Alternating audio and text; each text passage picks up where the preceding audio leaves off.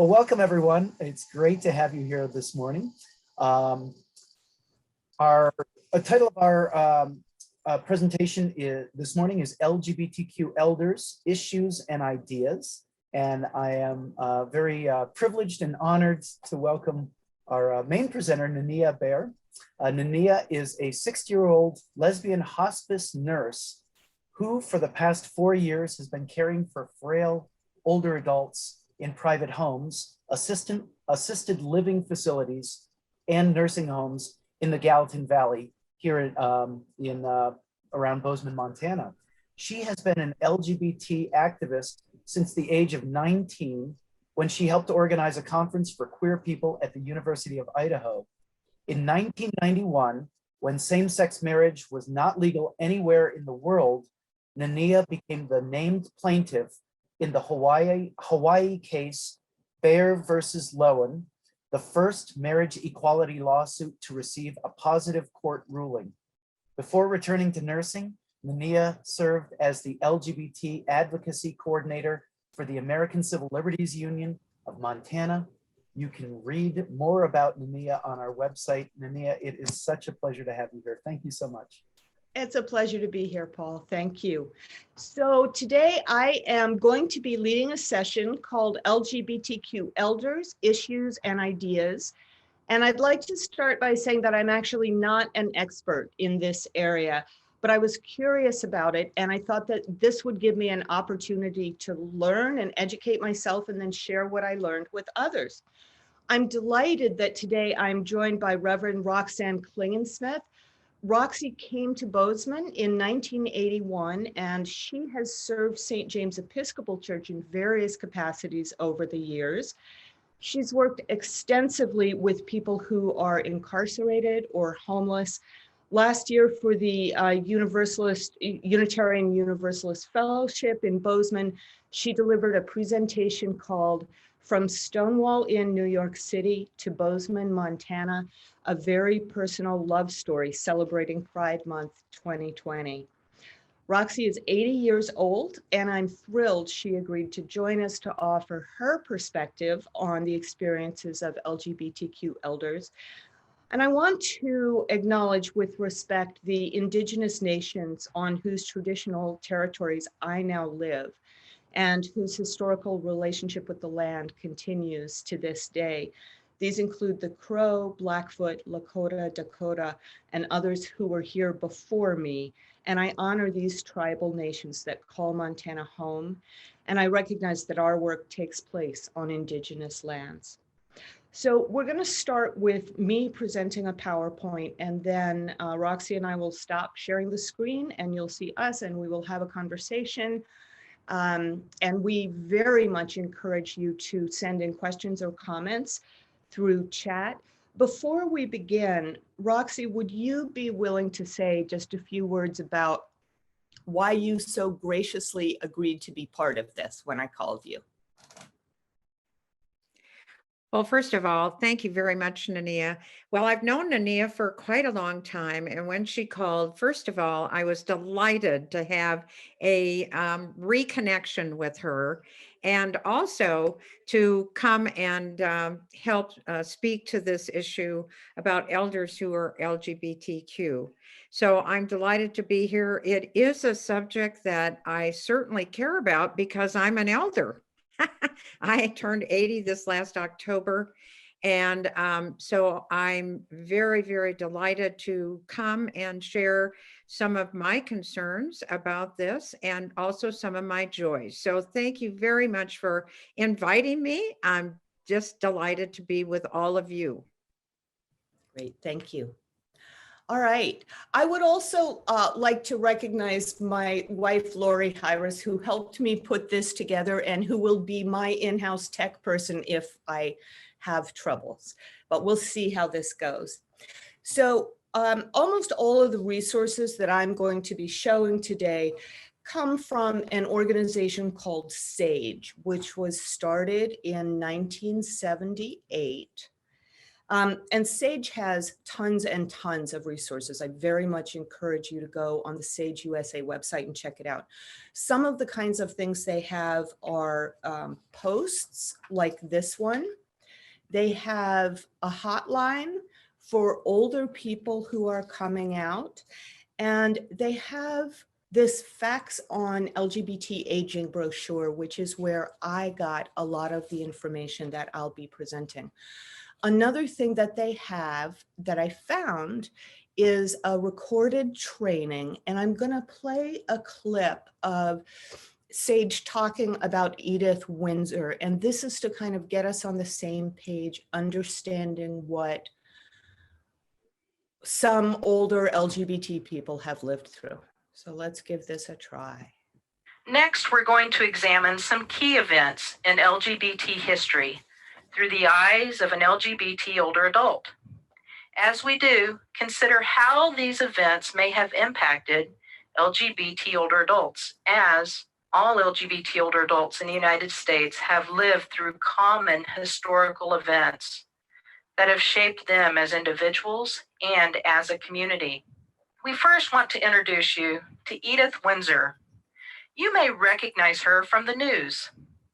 It was her lawsuit that went all the way to the U.S. Supreme Court in 2013 and invalidated a key provision of the Defense of Marriage Act. Edith was born in 1930 in Philadelphia. At the age of 23, she moved to New York City to pursue a degree in mathematics at NYU. As she was finishing her degree and looking at the job market, she saw the McCarthy trials target sexual perverts for harassment and termination from government jobs. In 1958, she was one of the first women to work as a senior programmer at IBM. She never came out to her coworkers. In 1967, she got engaged to Thea Spire, the woman who would become her long-term partner and wife. Same-sex marriage was not possible, and to avoid any questions about their relationship, Thea gave Edith a diamond brooch instead of a wedding ring. You can see the brooch in this picture. In 1969, the Stonewall riots in New York City began when groups of LGBT people began protesting the police harassment and raids on bars in New York. Many consider this to be the official beginning of the LGBT rights movement. Edith is 39 when this historic event brings the possibility of gay rights and the LGBT movement to the nation's consciousness. In 1973, the American Psychiatric Association removes homosexuality from its list of mental disorders. This means that until Edith is 43 years old, she has been told that her sexual orientation is a mental disorder, and she risked losing her job if sexual orientation was ever discovered. To this day, in the majority of states in this country, LGBT people can still face discrimination in employment. It's easy to forget that many LGBT older adults have lived their lives without ever seeing positive portrayals of LGBT people in the media or very many LGBT public figures. It isn't until Edith is 67 in 1997 that Ellen DeGeneres comes out publicly as a lesbian, giving lesbians a public figure and bringing LGBT issues to mainstream attention. In 2007, Edith marries Thea, her partner of 43 years in Ontario, Canada. Edith is 77 years old when she can finally marry her long-term partner. In 2013, United States versus Windsor strikes down Section 3 of the Defense of Marriage Act. Edith is 83 when this historic decision paves the way for challenges to state and federal bans on same-sex marriage. Edith's story is inspiring. Edith and her generation were the first people to fight for the rights that LGBT people enjoy today. That being said, we cannot forget that they have spent most of their lives living in a world very hostile to their identities. It's important when engaging with LGBT older adults to remember that they came of age in a time of tremendous discrimination and may have spent many years of their life afraid to disclose their sexuality or gender identity for fear of being fired, institutionalized, or removed from their family. So Edith was a super important activist, but I wanted to get some voices of Montana elders in here.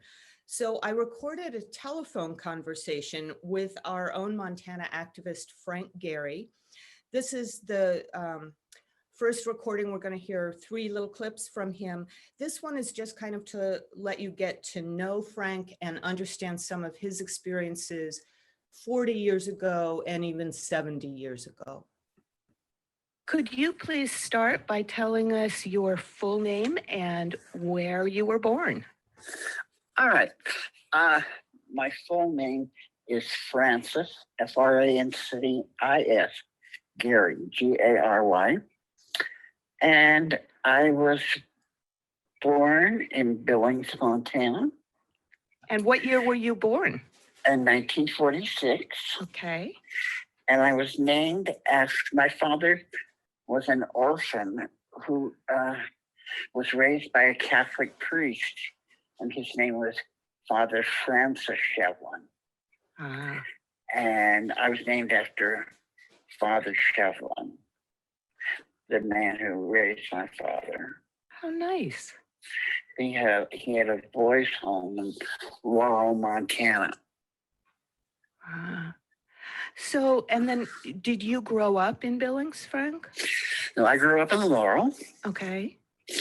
And we went to Billings almost every Saturday morning.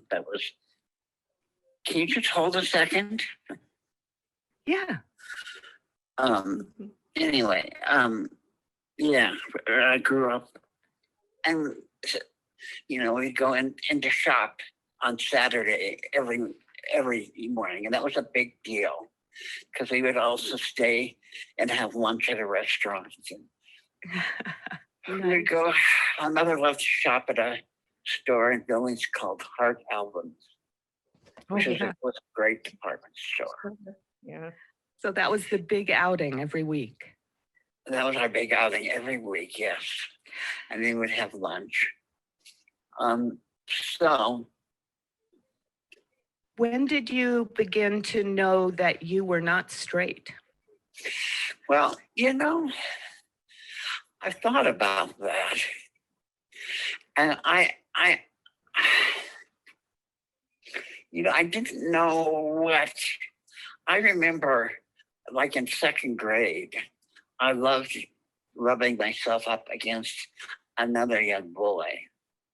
And I didn't understand that was wrong. And I remember a teacher just went crazy on the playground. Oh, goodness. And it was just, it sounds odd, but I didn't understand that this wasn't something that you did. Uh-huh. So I would say I knew at some level at a very early age. So when did you come out sort of to yourself I and was those very around late you? coming out. Oh, you were? Okay. Yes. So when you did begin to come out to yourself and eventually others, what kind of gay community did you find? Was it hard to find other people, or was there a community that you could access? Well, what really forced me out was I had friends who started to die from HIV. And in those days, it was all so quiet. And I realized, and I asked them, why don't you say something? Why aren't you standing up for yourself and telling people what you need? And they just had great fears because they were already dealing with a lot of their own problems. Right. So I decided, well, I'm going to do it for them because I was not positive And so it was easy for me to go out and say, talk about AIDS and HIV. And I think they were afraid that when you were talking, people would say, well, do you have AIDS? Uh-huh. And they would not want to publicly identify. Yeah, so much stigma and shame. Right. And so when they ask me, I'd say, no, I don't.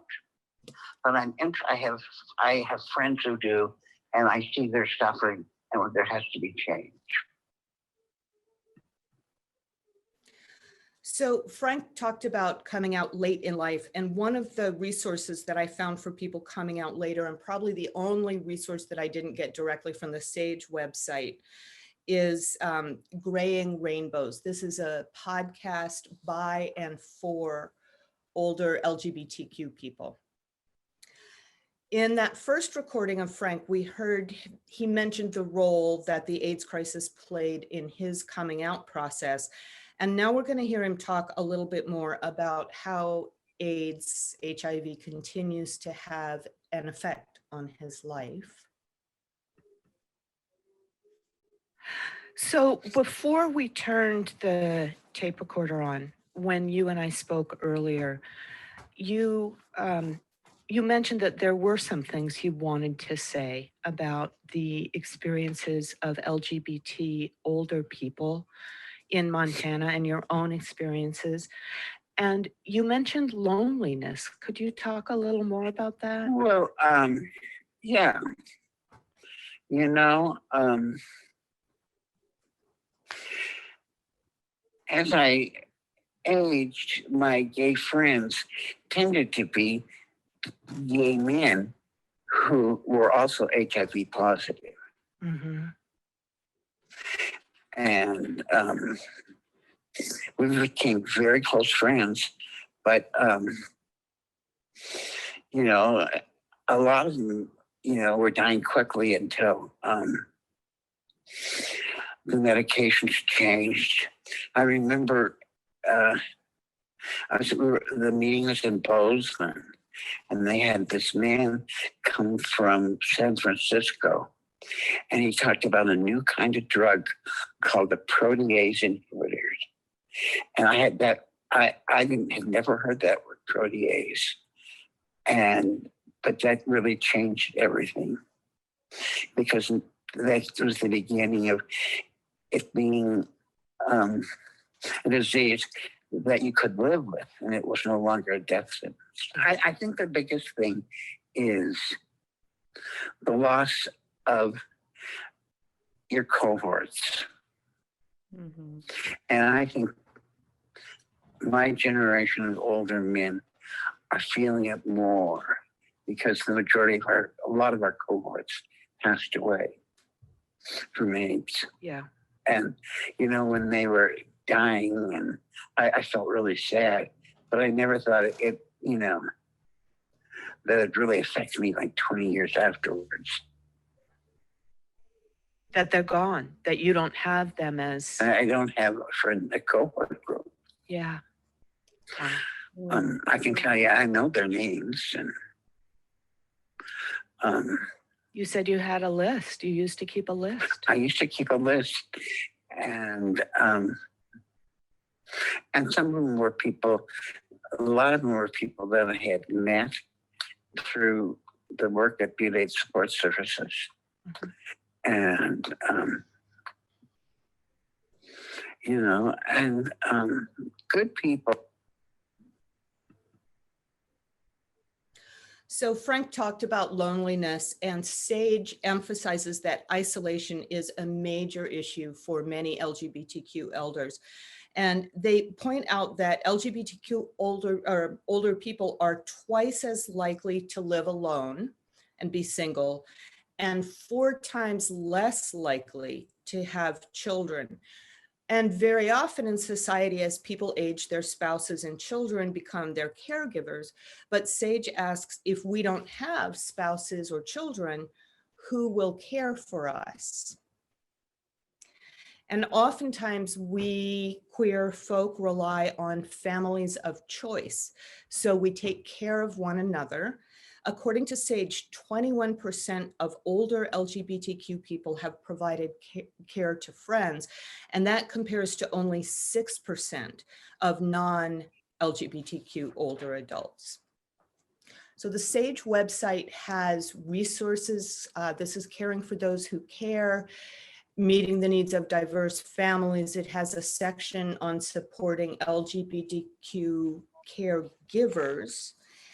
And one of the things we know is that right now, queer elders are less likely than their non-queer counterparts to access social services, perhaps because they fear that these places and services will not be welcoming to them. So SAGE also has information on how to make services more welcoming for folks. So I'd like for us to hear one more time from Frank, and he talks a little about how his circle of friends helps take care of him. I've lived in Butte since 1970. I used to have friends, and I still have some friends who I can go out to dinner with a lot. And I still go out to dinner usually one night a week with different friends. And they help me a lot. Tom, he's very mechanical. Mhm. And if I need help, he's always right here. And he's also taken over I have a ton of medications, Mhm. and they are set up, I think, well.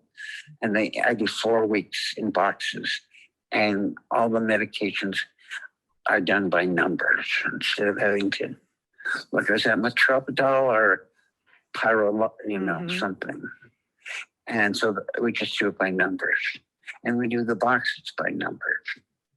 And so he can do it in 10 minutes. And the reason I do that is because I check myself before I take him. So I feel like it's so much safer to have 2 people doing it than just one person. For sure. And that's something that in a lot of cases, there might be a family member who would do that. Right. But for those of us who don't have kids, it's wonderful that you have this friend who is taking on that role. Yes. I'm wondering, Yeah. as you look to the future, so you live alone in your home, what are your thoughts about as things become more difficult at home? Do you worry about that or have a plan for that? Well, I do have a plan. I think that I will move at some point, maybe when I'm in my 80s, if I'm still alive, I will move to a senior living center. And there's a couple of them right out where I live. And do you feel like they will be welcoming to LGBT residents? Well, I have a friend who's 90 who lives in one. Uh-huh. Okay. And he says everybody's so nice. But that he was such a nice man. He was well, everybody knew he was gay. Mm-hmm. And and he also said, that the majority of people in these places are women. Yes. And older women have easier time being around gay men than some of the older men. Yeah, I bet. That makes a lot. I hadn't thought of that, but that makes a lot of sense. Well, and Frank, I think, as you're talking, I'm thinking about how those of us who are older, and so I'm 60 right now. So you were born like 16 years before I was, but 46, yeah. We carry these things with us. The world is somewhat of a different place now, and so young gay people hopefully are not carrying some of this with Well, I them? hope so. And you know, sometimes it bothers me because I'm old that young people do not understand what it's like. And I think, well, do they really need to know? And parts of me say yes, but parts of me say no. They shouldn't have to be inflicted with all the shit that we had to deal with. Yeah. Yeah. But they should still. We cut Frank off a little bit early there. What he said is they should still know their history. So Frank brought up the possibility of moving into assisted living. And he talked about the experience of a gay friend that was really positive, but a lot of older gay people feel that they need to go back in the closet when they go into assisted living. There are now some places where there is affordable elder housing specifically designed to be welcoming to our community. But you can see those are the ones where the orange places are. And that's where big cities are. You can see that Montana is not orange. So for now, one of the things we can do is try to make existing assisted living facilities more queer friendly, more affirming. And SAGE, again, has resources on how we can do this. One of the things I want to point out is that assisted living facilities are generally very expensive, and so affordability is an issue. In general, LGBTQ people are poorer and have fewer financial resources than their non-LGBTQ counterparts. Now, that isn't spread across our whole community evenly. As you can see from this slide, transgender people, and especially transgender people of color, are more likely to live in poverty. So affordability in housing is a huge issue. And again, SAGE has resources on how to develop affordable housing for LGBTQ elders. So I really encourage you to go to the SAGE website. We've been talking about some of the ways that LGBTQ elders may be vulnerable, but I want to end this PowerPoint presentation by reminding us that this generation is also resilient. This is, people who are now elders are the people who brought us Stonewall and who cared for one another during the AIDS crisis. And so my goal in doing this presentation is really, as I said, to start to educate myself and also others about how we as a community can embrace and support our elders. And I'm going to stop sharing screen here. And Roxy, I'm curious, did you hear anything in this that was new to you?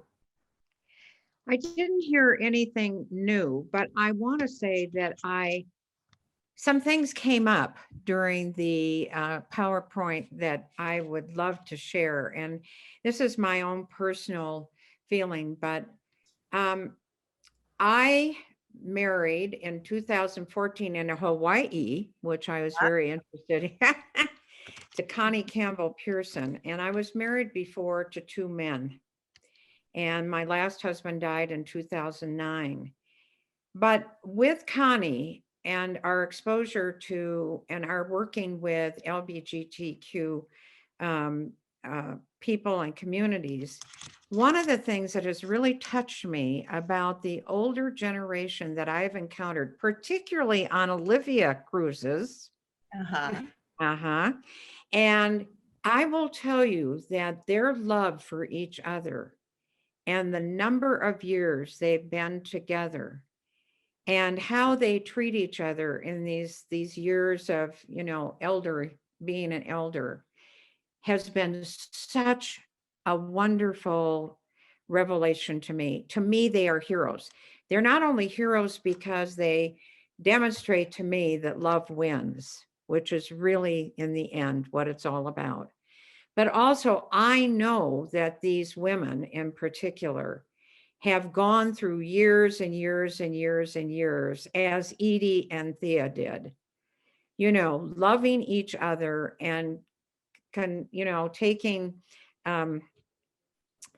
care of one another in very difficult times of criticism, job threats, whatever. It's amazing. And I do want to say too, I did meet Edie Windsor in 2014 on an Olivia cruise. And when she got up, the room exploded into great joy because of the DOMA decision in 2013. So I think really, quite frankly, that I've kind of come in, I've always been, my story, Stonewall into Bozeman, Montana, a personal love story, is a story about my love for those who were gay and lesbian very early on in my life. I think of a good friend of mine, Mac, George McDonald, who died at 50 of AIDS, but was my dear friend when I was growing up. So really, quite frankly, in that story, I really talk about how I kind of lived my life and was in a culturally acceptable, if you will, relationships, and how I have found at this stage in my life, and Connie and I have been married, well, we've been together since about 2010, how I found the love of my life and come to realize that love, it would be wonderful if we all could just love whomever we fall in love with, right? So I want to say that. But I also, as I am now 80, and we're both pretty active people, but we've begun to have discussions about what happens if something happens to one of us. And we happen to be very fortunate to have a community of friends that have been my friends for years and years and years, and Connie also. And how in 2018, I went to New Zealand where our family lives, and Connie fell and had a terrible concussion, and friends came to help. And I want to say that I'm grateful for that too, but also realize that coming out at this age, and I came out a few years ago, it was a little scary. I want to tell you, it was really scary because I was well known in Bozeman, very active. And a good friend of mine who was a UU pastor, Lois Van Leer, said, Roxy, people love you. It will be okay. And it has been. But it also has brought to my attention the fact that because I am older and I know LGBTQ people who are older, I've become really cognizant of how do we come together? How do we support one another when we don't have children, when we are alone? And somehow this conversation has kind of lit a fire under me. Like, how do we come together and support one another in our later years? I mean, is there such a thing as LGBTQ for elders? We create the group, we help each other. But really, quite frankly, I'm just grateful for this conversation, and I'm finding myself facing the very things that you bring up today. And I'm wondering too, if we need a green book of resources. A green book. Yeah, that's a great idea. That it could be like a rainbow book and where there is housing that is acceptable, or this is a service that, understands and you can be comfortable with, even medical providers, whatever. But so those are some of my ideas that came forth from your wonderful PowerPoint, and I'm happy to answer any questions or whatever, but that's what a lot of things, right? Just a ton of things that came to the fore as you were talking. So awesome. Now I want to tell you, I do want to come back to the conversation of how do we create community for each other? How do we strengthen that? But I want to say, it's telling me my internet connection is unstable. Well, hopefully it will keep working. So Roxy, I don't know if you can see it, but people have been writing in questions and comments. So someone said, Roxy, you look amazing. And then they said, how did your family and friends react when you came out? But the first question was, what are Olivia cruises? So I've never been on a cruise, but I want to start with Olivia Records. Lori's weighing in here. So back in the day, 70s, late 70s, there was a thing called women's music. lesbian music, and it was not going to be recorded by, by mainstream publishers or whatever they are. So Olivia Records was a venue through which lesbians could record music by and for lesbians. And God, it was so exciting. We'd get the catalog and we'd order the records and the new one would come. And then there would be all this lesbian affirming stuff. And there was Lady Slipper catalog. Olivia record, we don't use records anymore, and we don't have the women's music as a separate thing in exactly the way we used to, I would say. But Olivia did go on to do cruises, which I have never been on. So Roxy, can you talk about that? They're for lesbians, and if you can imagine 2,000 lesbians on a beautiful cruise ship, enjoying each other, being real, dancing together. But they are for lesbians, and it's a very good experience. And we started doing this, and because I was a little uncomfortable to begin with, and it allowed me to just be me with Connie, and in an environment of total understanding and total joy. And so they go all over the world. They go to Africa. We've been to Alaska. We've been to the Eastern Caribbean. We've been to Turkey and Greece, and saved up our money to go.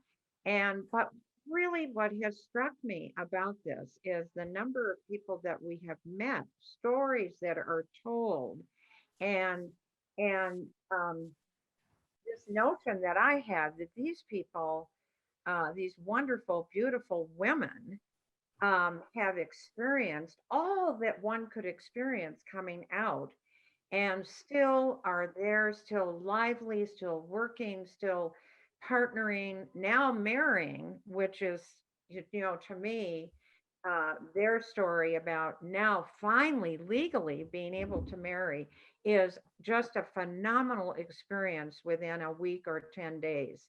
And they've done more for me to really open my eyes to the stories of people who are marrying later in life, maybe have been together 30, 35, 39 years, and now are able to legally take care of each other. I think that is something that I really want to stress in this conversation, is that Connie and I married on November 5, 2014, 20 days before Montana tipped. And then we were up at the clerk of court's office on November 20th or 21st to greet everybody who came to get married. And what a joy. So and cool.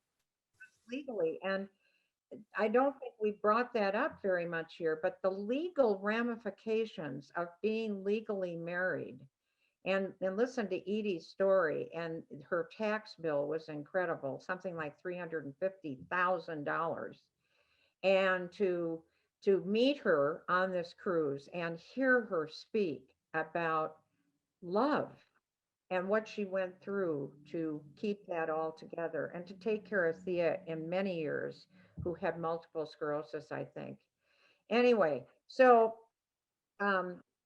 all of these stories. So that's the cruise line. And then I got a question like, how have my friends and family? Mm-hmm. Say I've been totally blessed by the reaction that people had. I was really kind of worried. In fact, I will tell a little secret. If I'm talking too long, Ninia put up a thing, right? No, go for it. Go for it.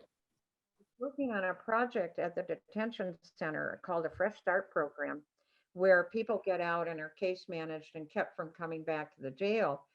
And I was working with some pretty high-powered people in Bozeman, and I went to every single one of them and said, I will withdraw from the project if you want me to, but I'm getting married on May 14th. Well, actually blessed in the Episcopal Church on May 17th.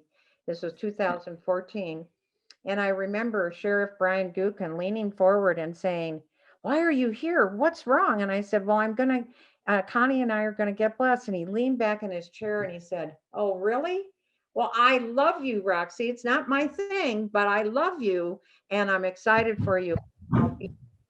So I was really very, very fortunate to have, because maybe my reputation preceded me, I don't know, but blessed to have not only my friends come forward, and to support, but my family. And my daughter figured it out real early. Mom, Huh. and the thing you got going with Connie, and thrilled to death that you found somebody that you love and that loves you. And that's been the case. I have one sister who may be kind of shocked by it all, but she still loves me and is still walking with me. I know that that doesn't happen for everybody. And I'm very sensitive to that. And I feel very blessed that people have come forward and loved me. And I'm still the same Roxy they knew before and have found real wonderful happiness. And they're thrilled about that. But I I think that really, quite frankly, I don't want anybody to live alone. I don't want, unless that's their choice, but really, quite frankly, loneliness in an older time in your life is really not good. And I hope that maybe out of this, something could happen where we, first of all, Ninia, you've raised this issue. It's really out there. And in my experience, it's never been discussed before. I've never heard it discussed. And through this, that maybe we can do something to love each other through these really tough times in our lives, the end days of our lives, the end years.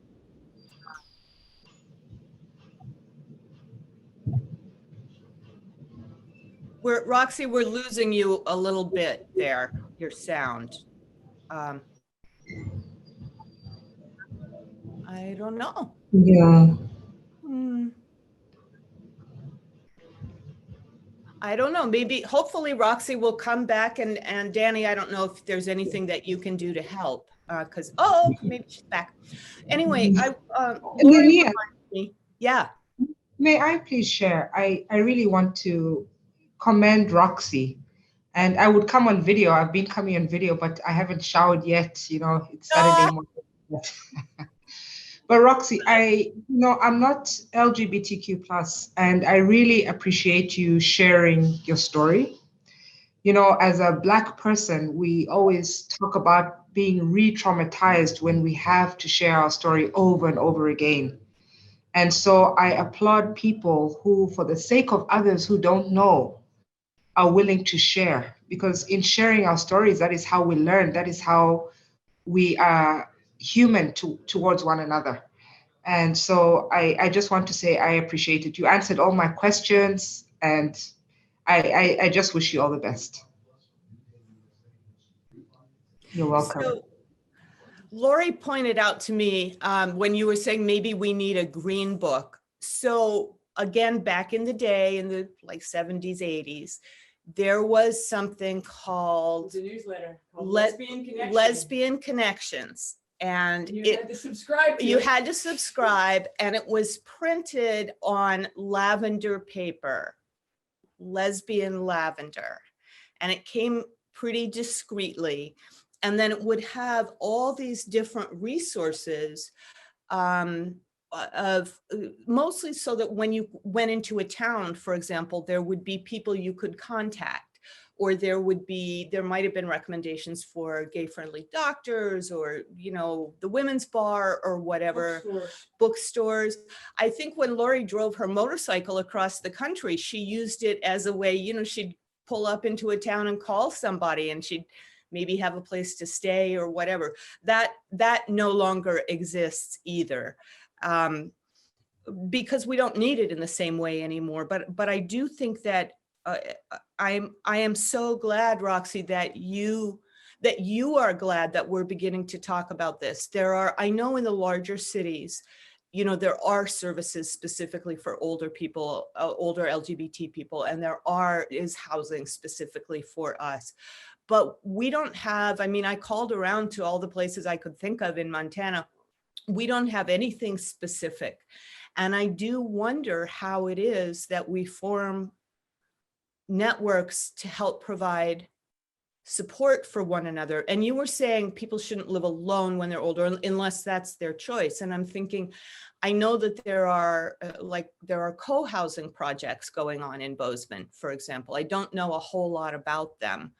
And I don't know how much money you have to have, but I mean, an LGBTQ based co-housing thing might be something to consider, even though it takes years to develop. Yeah. Hear me now? Am I? Yeah. Okay. What happens is I think our broadband gets a little tiny when you have thousands of people on on the computer on Saturday morning. But anyway, yes, I think that that's really important. The other thing that I wanted to mention is that I'm an ordained deacon in the Episcopal Church and have been for almost 22 years. And the Episcopal Church has nationwide, I think it's called Oasis. I may be wrong about that, but it's churches that are welcoming to LGBTQ AI people, and then Connie and I are just getting involved with a church here in Bozeman that is interested in becoming a welcoming church, and you know, educating and all of that. So there is that out there, and I that if that appeals to people, and it doesn't appeal to everybody, but I know that St. James Episcopal Church in Bozeman is definitely a welcoming church. We have a number of gay and lesbian people there. And what I hear is I really would love to find a church that welcoming, because I'd really like to worship. So within that community, you often find support that you Yes. need for your years. I mean, that's who came to help Connie and her terrible concussion, is people from St. James who came, who not only are our friends, but there is that community, and we feel very much a part of it. And so that's another kind of it's kind of a green book church-wise. And so if you belong to a particular denomination, you might want to see if there is a directory of welcoming churches all across wherever you're traveling. Yeah, churches are definitely, I mean, it's traditionally part of what churches do, right? When someone is sick, they come and visit, and, you know, members of the congregation help each other out. So churches, for those who, as you say, for whom it appeals, that's definitely a natural place. You know, one of the things I'm struck by, so one of the reasons I wanted to do this is that right now I'm a hospice nurse. So I'm mostly caring for people in their 70s, 80s, 90s, even hundreds. Before that, I was a nurse at an assisted living facility here. So in those 4 years, I have not had one single patient or resident who I knew to be LGBTQ. And I wonder why. And I don't know the answer. And one of the things I have found actually is that I think that there are an awful lot of queer people in healthcare, like more than in many other workplaces where I have been. And I remember when I was at the assisted living facility, there was a new couple moving in, and they both seemed to have men's names. And those of us who are gay were like so excited. We couldn't wait to have our first gay couple move in. And then when they moved in, it turned out the woman actually just had a masculine sounding name.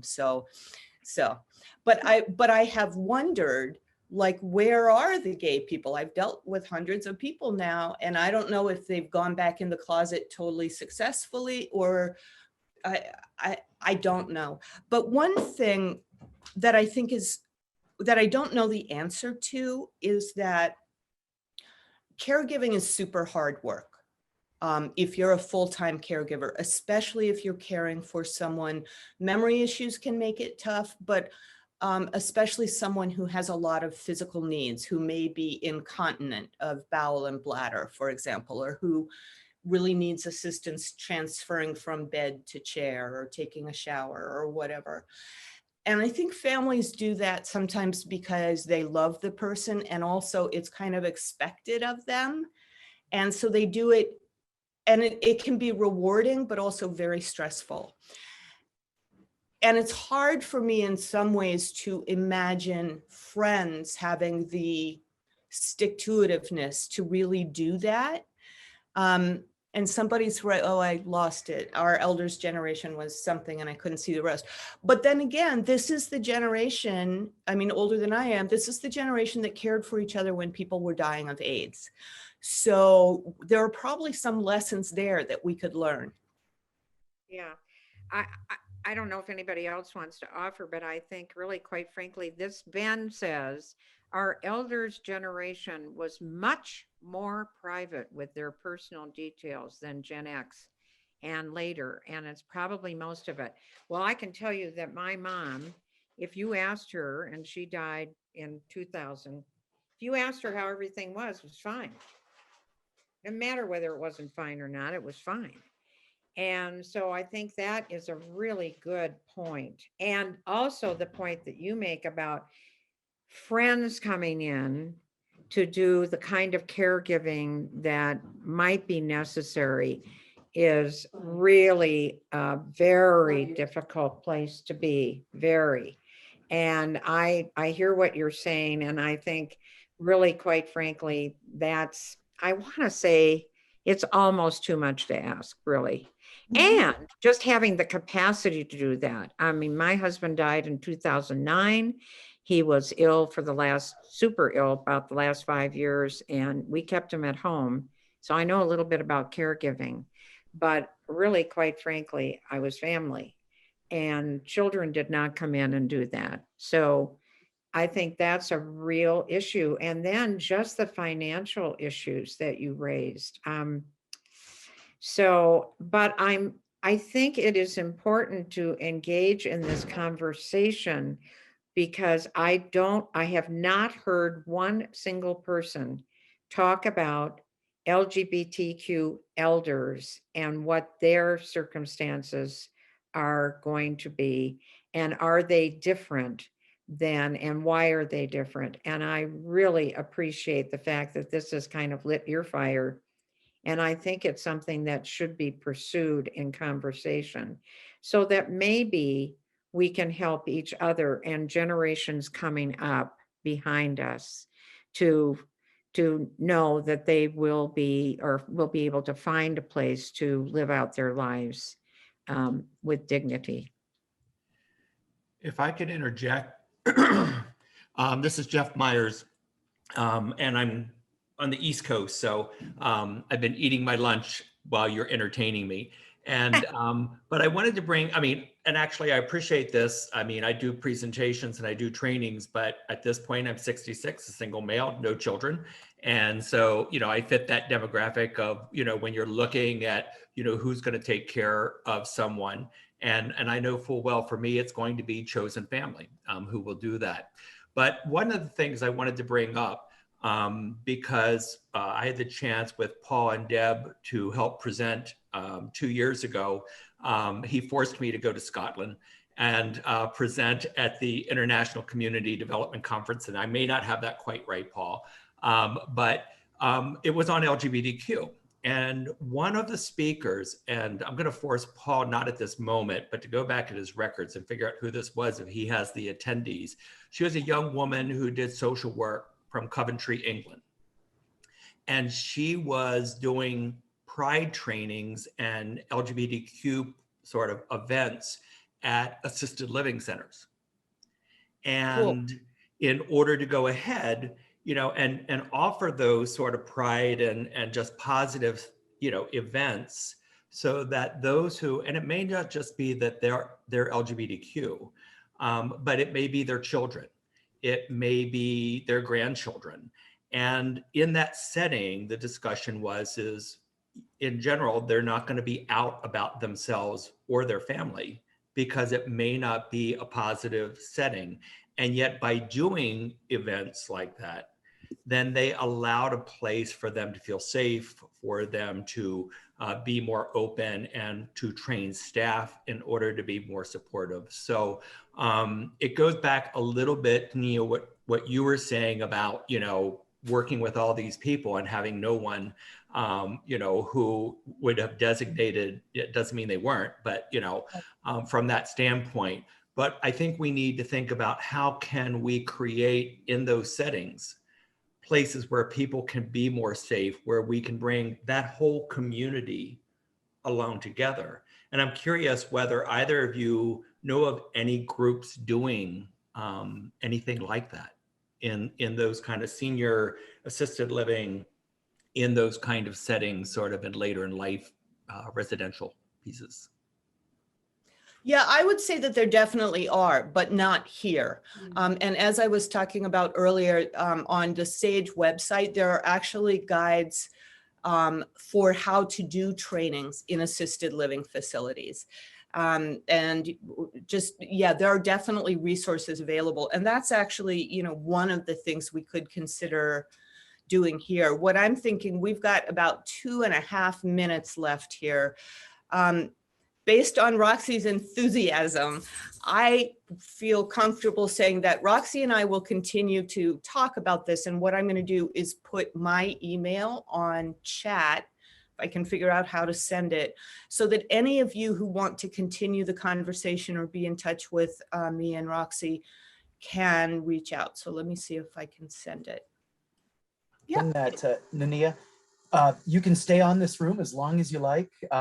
I will be going to introduce our next session, but please don't cut the conversation short if you want to continue for a few more minutes. But I do want to say a big thank you, Ninia, to you, and Roxy, to you for sharing and sharing with all of us today. And again, please don't cut the conversation short. Okay, thank you, Paul. Thank you, Paul. And I just put my email address in the chat. So please, if anybody's interested, please take it down, and love to. This is great. I'm excited. I now have something new to look forward to. Well, terrific. Before we end the meeting, is there anyone who would like to add anything else? All right, then. Well, Roxy, I agree. This has been exciting. And there we go. Someone named Ben is there. All right. If nobody else has anything, then I am going to go ahead and end the meeting. This has been totally awesome. Roxy, thank you so very much. And thank you for all of you who participated. Absolutely. Thank you, Ninia. Bye. Bye.